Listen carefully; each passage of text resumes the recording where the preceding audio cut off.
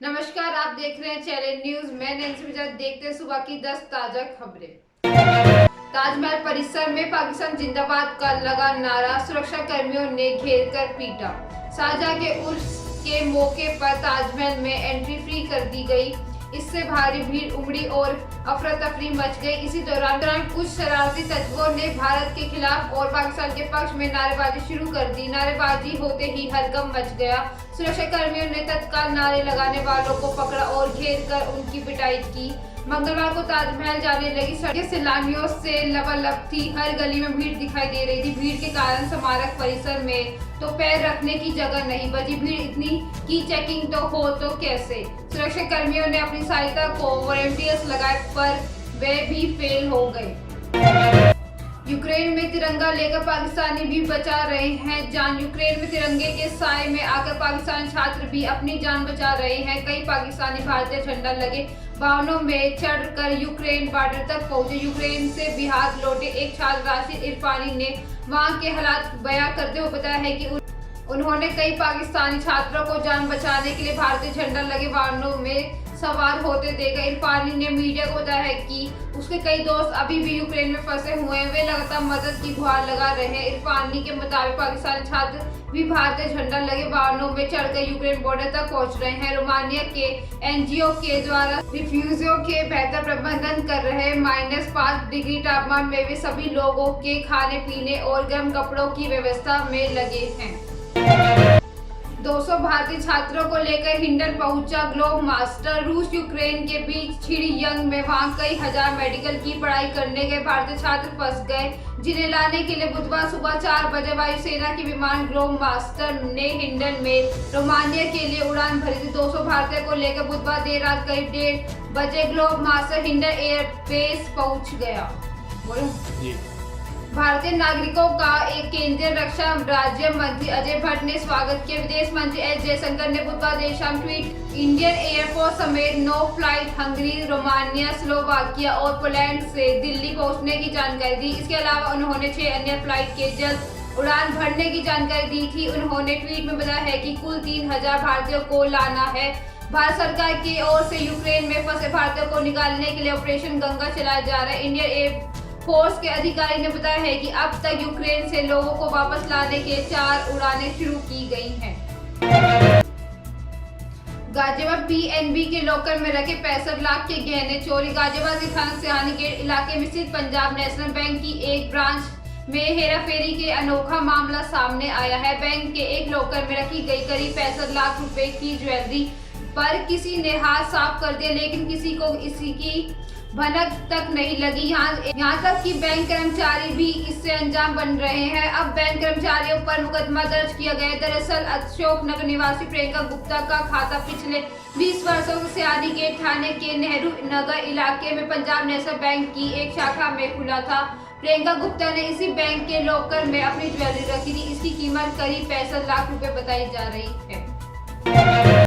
पत्नी के अवैध संबंध, पति ने खाया जहर। पत्नी के प्रताड़ना से तंग आकर एक व्यक्ति ने जहर खाकर खुदकुशी करने की कोशिश की। घटना घाटोली थाना क्षेत्र के गोरिया खेड़ा गांव की है, जहां पत्नी के अवैध संबंध से पति इतना ज्यादा तंग हो गया कि उसने अपनी जिंदगी खत्म करने की कोशिश की। जहर खाने से उसकी हालत इतनी खराब हो गई कि उसे अखेलरा अस्पताल में भर्ती करवाया गया। वहां स्थिति में सुधार नहीं होने पर झालावाड़ जिला अस्पताल में रेफर किया गया। झालावाड़ अस्पताल में भर्ती नारायण सिंह ने बताया है कि उसकी पत्नी का गांव में ही रहने वाले एक व्यक्ति के साथ पिछले 2 सालों से अवैध संबंध हैं। वह जब भी उसके रोकने की कोशिश करता है तो पत्नी उसके साथ मारपीट करती है। बुधवार की इसी बात को लेकर दोनों के बीच तू मैं हुई और पत्नी ने कुल्हाड़ी के हत्थे से पहले तो उसकी पिटाई की और घर से बाहर निकाल दिया। उन्नाव में सड़क हादसा। उन्नाव सदर कोतवाली क्षेत्र की एक महिला अपने बेटे के साथ बाइक से कानपुर दवा लेने जा रही, तभी गंगा घाट कोतवाली क्षेत्र के कलुपुरवा गांव के पास अनियंत्रित डंपर ने पीछे से बाइक में टक्कर मार दी, जिससे दोनों उछलकर सड़क पर जा गिरे। डंपर चालक ने भागने की कोशिश की और महिला को रौंद दिया, जिससे उसकी मौके पर ही दर्दनाक मौत हो गई। वहीं उसका बेटा गंभीर रूप से घायल हो गया। दुर्घटना के बाद हाईवे पर जाम की स्थिति बन गई। सदर कोतवाली क्षेत्र के आदर्श नगर निवासी स्वर्गीय स्वाम भरोसे की पत्नी माया पेट की बीमारी से ग्रसित। दोपहर वो अपने बेटे अजय के साथ बाइक से कानपुर दवा लेने जा रही थी। जैसे ही दोनों लखनऊ कानपुर हाईवे से कल्लूपुरवा गांव के पास नासिर नर्सिंग होम के पास पहुंचे, तभी पीछे से आ रहे अनियंत्रित डंपर ने बाइक में टक्कर मारी। टक्कर लगने से माया और अजय उछलकर सड़क पर जा गिरे।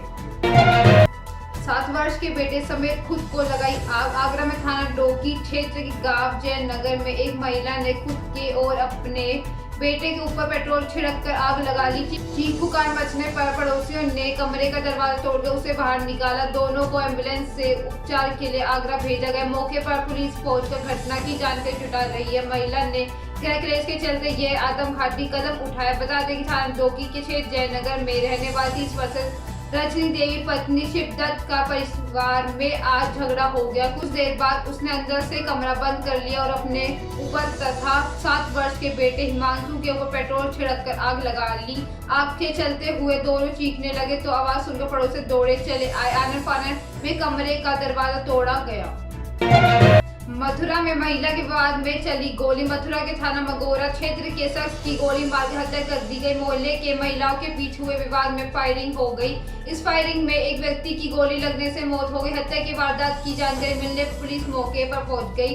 पुलिस ने शव को कब्जे में लेकर पोस्टमार्टम के लिए भेजे। थाना मोगरा क्षेत्र के गांव हमला में एक ही मोहल्ले के रहने वाले भजन लाल और लाल सिंह परिवार की महिलाओं के बीच किसी बात को लेकर विवाद हो गया। रूस पर खेल संस्थाओं ने लगाए बैन। यूक्रेन पर हमले के विरोध में रूस पर इंटरनेशनल ओलंपिक कमेटी और federation international D football association FIFA union of European football association UEFA के प्रतिबंध लगने के बाद अब अन्य खेल संस्थाओं ने भी रूस के सस्पेंड करने का फैसला किया। साथ ही रूस को जिन टूर्नामेंट के मेजबानी मिली थी उन्हें भी वापस लिया जा रहा है। हालांकि खिलाड़ियों के हित को देखकर हुए राष्ट्रीय झंडे और राष्ट्रीय गीत के बिना खेलने के परमिशन दी गई है। वहीं कई खेल संस्थाओं भी रूसी कंपनियों से किनारा कर रही है। FIFA और IOC के बाद football, tennis, cycling, formula 1, athletics, shooting, badminton, hockey और पैरालंपिक खेल कमेटी ने भी रूस पर प्रतिबंध लगा दिया। साथ ही यूक्रेन के खिलाफ लड़ाई